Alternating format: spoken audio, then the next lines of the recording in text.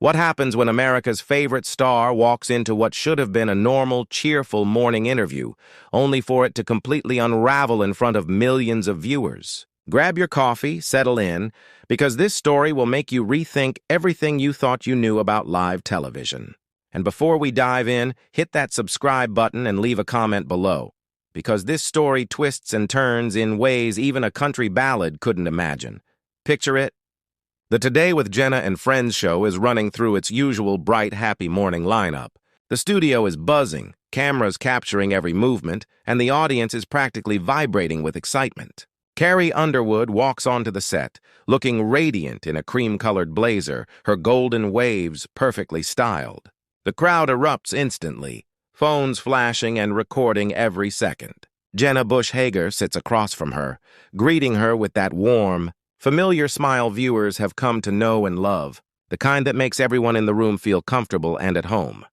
Carrie: "It's such a pleasure to have you back on the show," Jenna begins, her voice cheerful and full of that classic morning energy. "Your fans are beyond excited about your upcoming tour, and of course, your new album that everyone's been talking about non-stop." Carrie settles smoothly into her chair, crossing her legs with grace, her iconic smile lighting up the studio. "Oh, Jenna, thank you so much for having me. I always love being here with you and your incredible audience. It's always a joy." The interview begins just as anyone would expect. They talk about her latest singles, her family life, and her upcoming tour dates. Carrie laughs in all the right places, delivers thoughtful answers, and the studio audience soaks it all up. Everything feels polished, relaxed, and perfectly scripted, the kind of smooth, easygoing conversation morning television strives for. But then, in a split second, the mood shifts entirely. Jenna leans forward slightly, her expression tightening just a touch, her voice lowering ever so slightly. "Carrie, I do need to ask about something that's been circulating online. There are some concerning claims regarding your charitable foundation and how donations are actually being spent." Carrie's smile remains, but there's a subtle tightening in her jaw, barely noticeable but enough to hint at tension. "I'm sorry, Jenna. Could you clarify which claims you mean?" Jenna pulls out her phone and begins scrolling, which already feels a little unprofessional and off-script. There's an investigative report suggesting that less than 30% of donations to your foundation actually reach the intended recipients. The rest reportedly goes to administrative costs and, according to this report, some rather lavish office spaces. The air in the studio seems to drop a few degrees. Off-camera, Carrie's publicist is frantically signaling to the production team, clearly indicating that this line of questioning was not approved or planned. "Jenna, I think there's some confusion here," Carrie replies, her voice calm but edged with firmness. "My foundation has always been fully transparent. We publish detailed financial reports every year so that anyone can see exactly how donations are allocated. But Jenna doesn't back down. She leans in slightly, her tone firmer, more insistent. "I have those reports right here. And according to my calculations, your foundation spent more on office furniture last year than on actual charitable programs. How do you justify a $20,000 conference table when your mission is helping children in need?" The audience shifts uncomfortably in their seats. Some are still recording, some are looking around as if they want to escape. The cheerful energy that filled the studio at the start of the segment is gone, replaced by a tension that's almost suffocating. Carrie takes a deep, steadying breath. "Jenna, I'm really surprised you would confront me with these allegations on live television without giving me or my team a fair chance to respond. This isn't responsible journalism. It feels more like an ambush." "I'm only asking questions that your supporters deserve answers to," Jenna counters, a hint of smugness creeping into her tone. "You've built your reputation on being charitable and wholesome. Don't your fans have the right to know how their donations are being used?" At that point, Carrie's carefully maintained composure begins to show cracks. Her southern accent becomes stronger, a clear sign to anyone familiar with her mannerisms that she is upset. "My supporters are some of the most generous, kind-hearted people you'll ever meet, and I will not allow anyone to suggest I've ever betrayed their trust." The cameras keep rolling. The production crew is in full panic mode behind the scenes, and the audience is starting to realize they are witnessing something historic. Jenna, instead of stepping back, doubles down. "Your foundation received over $2 million last year. Jenna insists. But according to these documents, only 600,000 went directly to charitable programs. That's fact, Carrie, not opinion. Carrie stands abruptly, her chair scraping sharply against the floor, causing the entire audience to flinch. Jenna, I came here to talk about my music, my tour, and to connect with my fans. I did not come here to be ambushed with misleading numbers and baseless accusations.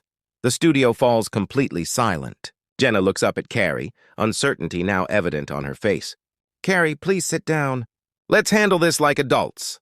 Carrie shakes her head firmly, blonde hair swaying under the studio lights. No, Jenna, we're done here.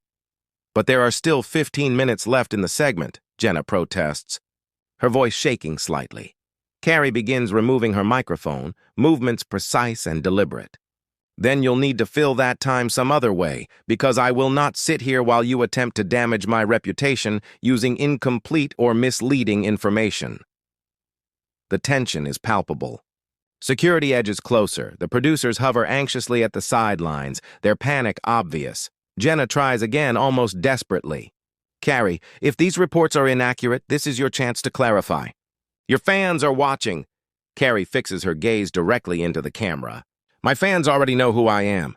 They know my heart, and they know that everything I do comes from a desire to help.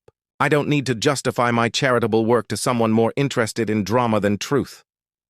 She turns back to Jenna, her eyes icy. Some people build others up, and some try to tear them down. That says more about their character than it ever will about mine. The audience is completely silent, stunned. Jenna's face is flushed, her confidence visibly shaken. Carrie, I think you're overreacting. I'm just doing my job as a journalist, Jenna says, trying to regain control. Your job? Carrie laughs sharply, void of humor. Your job is to inform, not ambush someone with tabloid-level accusations. Since when did the Today Show become TMZ? Gasps ripple through the audience. People cover their mouths wide-eyed. America's sweetheart just delivered a devastating public rebuke, leaving everyone frozen in shock. Carrie starts walking toward the exit, her composure absolute, the cameras following every step. Security and producers are panicking. She speaks as she moves. I didn't get where I am by being a pushover.